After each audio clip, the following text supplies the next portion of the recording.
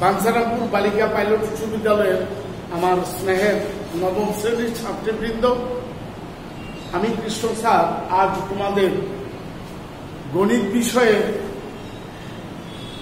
অধ্যায় 11 বীজগাণিতিক অনুপাত এবং সমানুপাত নিয়ে আলোচনা করব। আমরা গত কয়েকটা ক্লাসে আমরা অনুপাত, সমানুপাত, ক্রমিক সমানুপাত, যোজন বিয়োজন, যোজন বিয়োজন, একান্তরকরণ এগুলি সম্পর্কে আলোচনা করেছি এবং কিছু সমস্যা নিয়ে আলোচনা করেছি। আজও কিছু সমস্যা নিয়ে আলোচনা করব।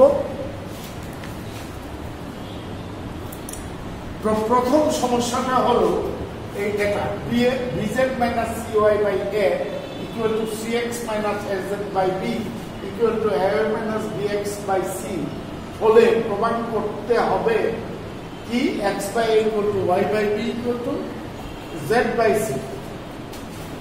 তো এরকম হলে ধরি bz minus cy by a equal to cx minus az by b equal to ay minus bx by c equal to k। তাহলে সুতরাং যদি এটা সমান k হয়, এগুলি ধরব না, এই অংশটা ধরব না, এই অংশটা সমান k হলে k এর নিচে 1 আছে, এত k এত ইকুয়াল টু 1, আবার এটার সময় এত k এত ইকুয়াল টু b কে, আবার এটার সময় এত k এত ইকুয়াল টু c কে, এইভাবে হবে। তাহলে আমরা লিখব bz minus cy equal to a কে, আবার এটার ক্ষেত্রে লিখব cx minus az equal to b কে, আবার তৃতীয়টার ক্ষেত্রে লিখব ay minus bx equal to c কে। এটাকে সমীকরণ 1 দেব, 2 দেব, 3 দেব।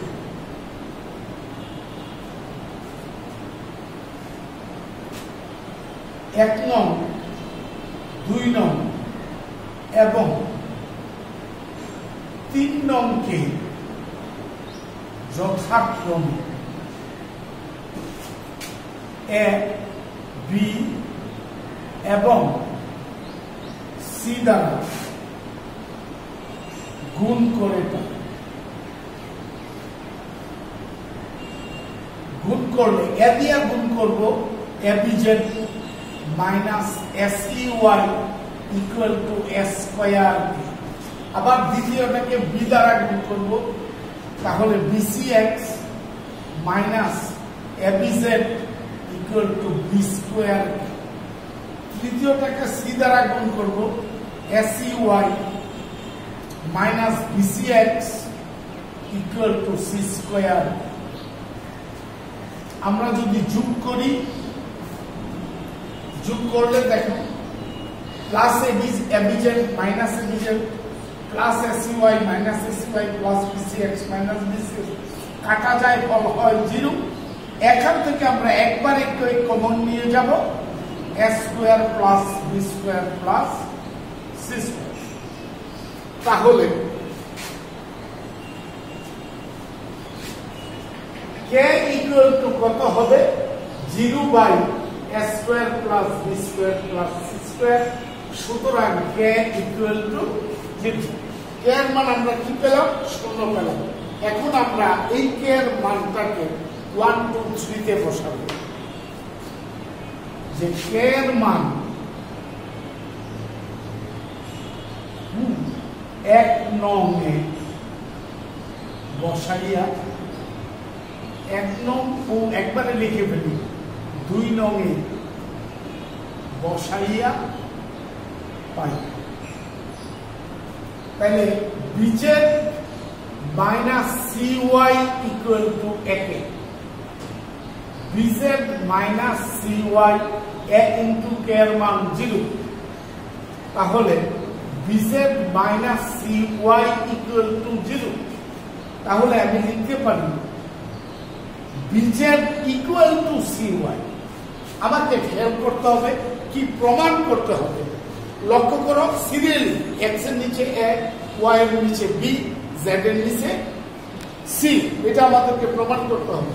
তাহলে এখানে যেহেতু জেড আছে আমরা নিচে সি লিখে ফেলবো, এখানে ওয়াই আছে নিচে বি লিখে ফেলবো, তাইলে হয়ে যায়। কিন্তু এটার একটা পদ্ধতি আছে, যেমন আমি জেড কে এখানে রাখলাম, বিটা নিচে গেল, আমরা এখানে ওয়াই কে রাখলাম, সিটা নিচে আসলো, আবার আর গুণন করে দেখো ঠিক এটাই হবে, বিজেড ইকুয়াল টু সি ওয়াই। আবার 2 থেকে দেখি cx minus az equal to bk বা cx minus az b into k এর মান 0 বা cx ইকুয়াল টু az। তাইলে আমি x কে যদি রাখি c টা নিচে যাবে, এখানে আমি z কে যদি রাখি এটা নিচে আসবে। এটাকে আমরা দেই 3 পর্যন্ত দিয়েছি, এটাকে আমরা 4 দেই, এটাকে আমরা 5 দিই। তাহলে 4 আর 5 কে লক্ষ্য করো, তোমরা দেখো y বাই b এর সমান z বাই c, আবার এখানে z বাই c এর সমান x বাই a। তাহলে আমরা লিখতে পারি 4 এবং 5 থেকে পাই কি x by a equal to y by b equal to z by c।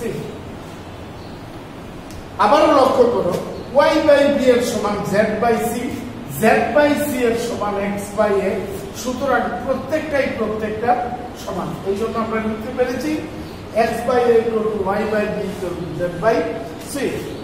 তো আমরা একটা সমস্যা আলোচনা করেছি, এখন আরেকটা সমস্যা আলোচনা করব।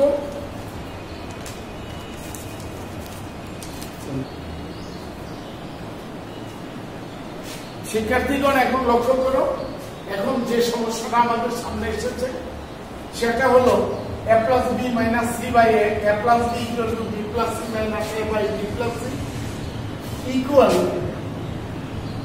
c plus a minus b by c plus a যদি হয়, এই তিনটার সমান যদি হয়, a plus b plus c is not equal to 0 হলে প্রমাণ করতাম a equal to b equal to c।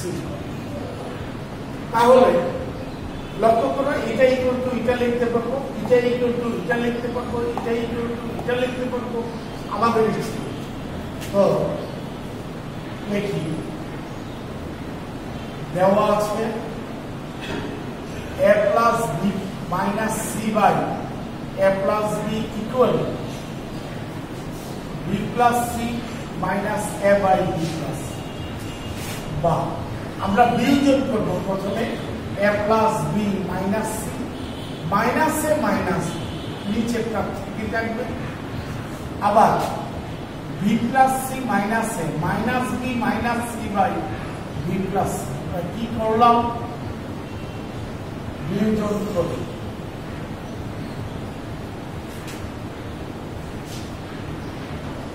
minus c by a plus b equal to minus a by b plus c।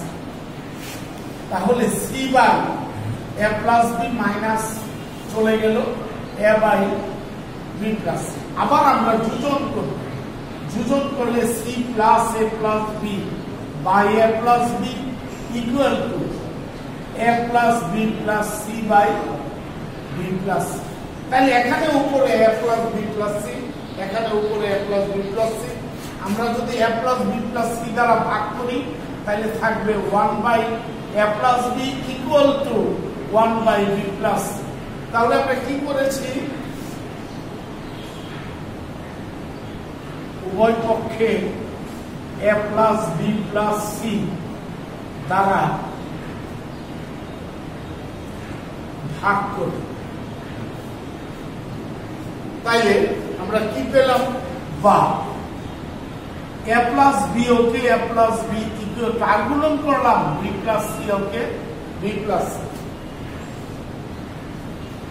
তাহলে বা a equal to b plus c plus b minus b সুতরাং কি পেলাম? a equal to c। আবার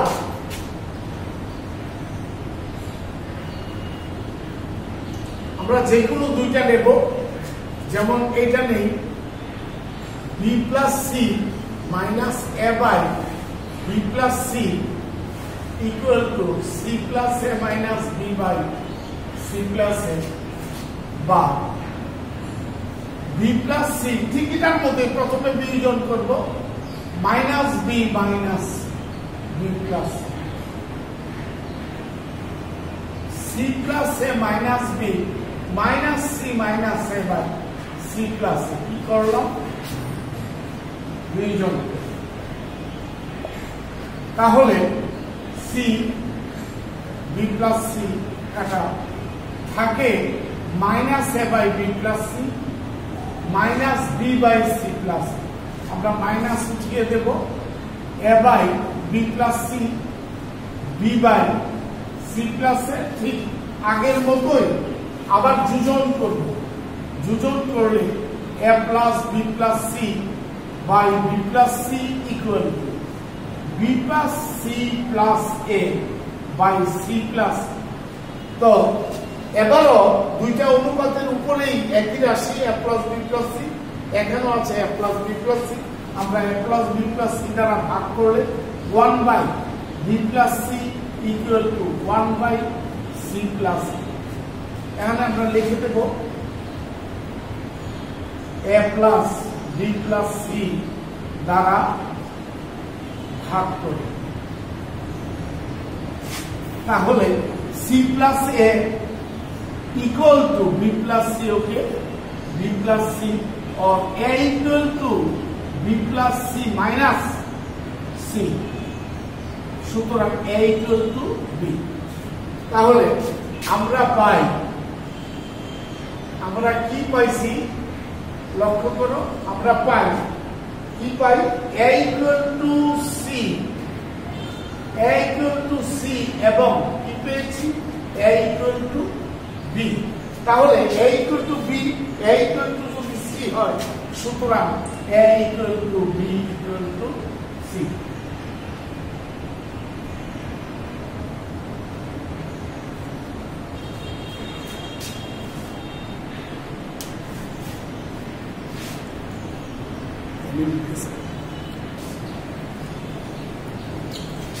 ছাত্রবৃন্দ লক্ষ্য করো, বাড়ির জন্য তোমাদেরকে কাজ দিয়েছি এবিসি ক্রমিক সমানুপাতি।